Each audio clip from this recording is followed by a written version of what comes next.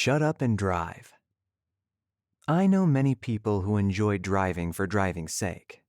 It's an activity that relaxes them, helps them clear their minds and recenter themselves, especially in times of trials or challenges. I am not one of those people. For me, driving is almost always a means to an end, simply a way to get from point A to whatever is going on at point B. I can enjoy a fun road trip with friends or family as much as the next guy, as long as I'm not the one actively driving. You see, when I get behind the wheel of a car, my resting stress level immediately rises a little bit. I'm acutely aware of the responsibility that sits upon my shoulders as an operator of a motor vehicle. Read, potential high-velocity 2-ton metal death trap. Particularly when there are other passengers in the car. Particularly when those passengers are not related to me. Particularly when those unrelated passengers are someone else's children and or insanely valuable harps. True story, I transported a harp cross-country one time. In Lesotho, where I've had the distinct pleasure of driving, please note the sarcasm, for the better part of the past decade, my driver's anxiety tends to be compounded to the oath degree. That's one more than the nth degree, in case you're wondering.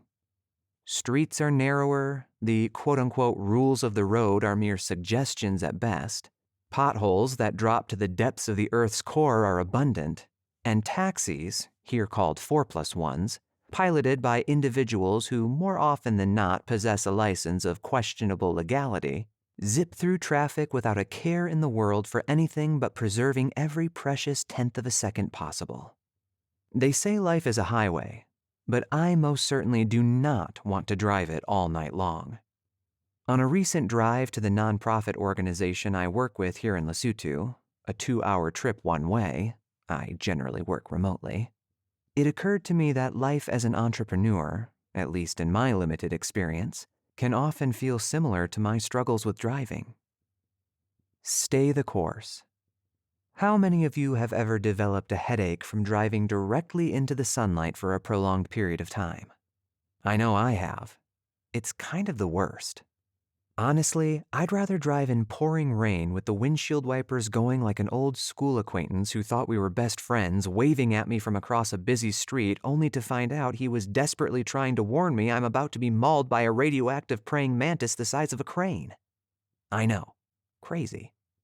Sometimes this uncomfortable sunny experience is unavoidable.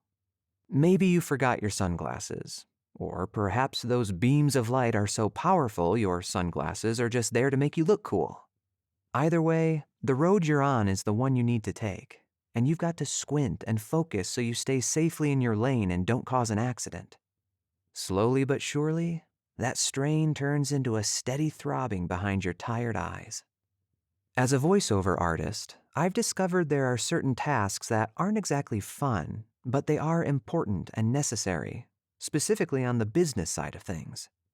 Whether it be learning the best way to organize your client database and financials, or determining how to market yourself effectively, these objectives can feel like sunshine piercing your vision, making it difficult to see the path ahead clearly.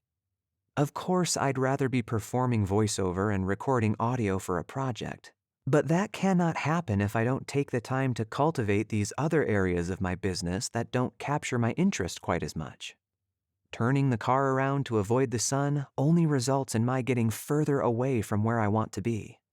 To reach your destination, you've got to endure the sunlight and the occasional headache too.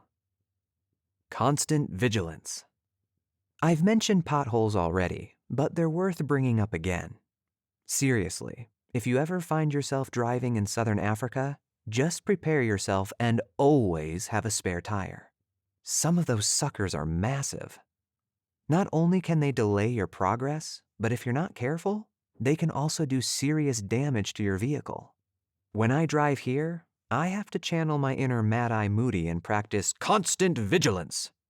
There are few things worse than that sudden jolt and accompanying bang when I fail to dodge one of those pesky gaping maws in the asphalt.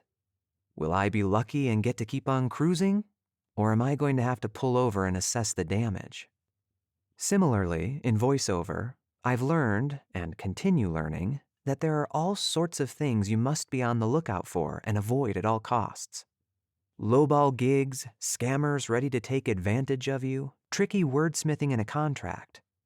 All of these things only scratch the surface of the variety of pitfalls that can quickly derail an eager new voice talent. These traps can be so easy to fall into. We can convince ourselves it's worth it to take on low-paying jobs in order to gain experience. We can be duped by confusing or misleading project specs simply because we're new and are ignorant to what the industry standards actually look like. It takes time to learn how to navigate these roads riddled with holes. It can be exhausting. But if we don't learn, if we don't stay alert and avoid these hazards, our entrepreneurial endeavors will never truly have the opportunity to become something great. License and registration. And then there are the police stops. In Lesotho and parts of South Africa, groups of police officers will set up shop on seemingly random stretches of road, arbitrarily pulling people over, checking to make sure registration discs aren't expired, and of course, slyly asking for a bribe now and then. Unlike driving in the US, where one typically interacts with the police after supposedly committing some kind of offense, here, being pulled over seems more like an attempt at a preventative measure. It's kind of like the dueling ideologies of justice between Khonshu and Amit in Marvel's Moon Knight. Sorry, I got distracted there for a moment, but that actually makes my point. Police stops are like distractions, pulling you off course and delaying your journey. It probably goes without saying that distractions not only exist, but run rampant in the world of running a freelance voiceover business. Especially as a newbie, there is so much information to learn and absorb, some of it great, some of it less so. It's so easy to jump online to check the pronunciation of an unfamiliar word in a script, only to find myself 20 minutes later comparing specs between different headphone models.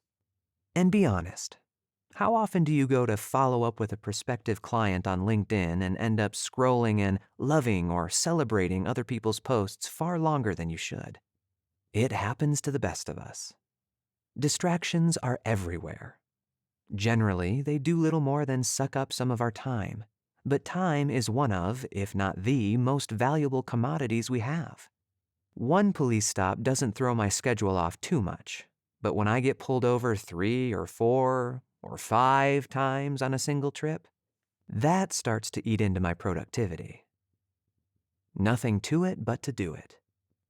I'll be the first to admit that I probably overthink and overreact when I drive. Just ask my wife how fun it is to be trapped in a car with me when I'm going somewhere new and the directions are unclear. Regardless of how I feel about it, though, driving is a necessary part of my life. It's something I must do on a regular basis in order for our lives to function smoothly. That said, in spite of the major challenges and the minor inconveniences that come with driving, there comes a point when I simply have to shut up and drive. In a similar vein, I have to do the same thing as I strive to establish myself as a professional in the voiceover business. Really, all of us have to do this to some extent no matter what path we find ourselves on at any given time. All of life is full of both the awesome and the mundane. There will always be times when we need to do things we don't particularly enjoy doing, and sometimes we'll be better at doing those things than others. Complaining about and avoiding them will never yield progress. It's our job to persevere through the mundane so we can thoroughly enjoy the awesome. What are some of life's necessary evils that you struggle with? How do you buckle down and get through them? No matter where you find yourself right now, I believe in you. Now go ahead, shut up and drive. Until next time, friends, keep telling stories.